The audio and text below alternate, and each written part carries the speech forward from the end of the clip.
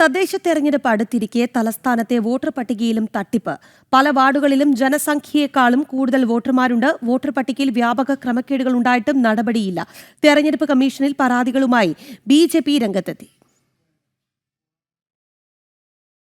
ഒരേ ID card നമ്പറിൽ ഒന്നിലധികം വോട്ടർമാർ, ഒരു വ്യക്തിക്ക് ഒരേ ID നമ്പറിൽ ഒന്നിലധികം വോട്ടുകൾ, ഒരേ പേര്, ഗാർഡിയൻ, വീട്ടുനമ്പർ എന്നിവയുള്ള ഒന്നിലധികം വോട്ടർമാർ, അവർക്ക് വ്യത്യസ്തമായ ID കാർഡുകൾ.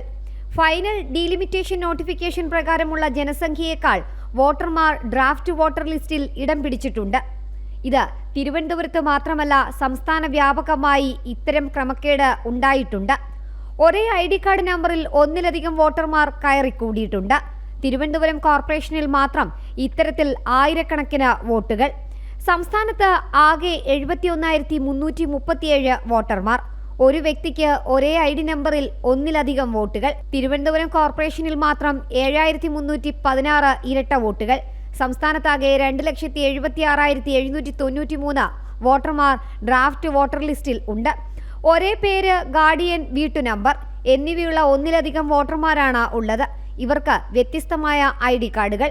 തിരുവനന്തപുരം കോർപ്പറേഷനിൽ മാത്രം 3,114 ഇരട്ട വോട്ടുകൾ. സംസ്ഥാനത്താകെ 2,77,073 വോട്ടുകൾ. തിരുവനന്തപുരം നെടുങ്ങാട് വാർഡിലെ ജനസംഖ്യ 8,307. എന്നാൽ വോട്ടർമാരുടെ എണ്ണം 8,411. തിരുവനന്തപുരത്തെ വിഴിഞ്ഞം വാർഡിലെ ജനസംഖ്യ 8,617.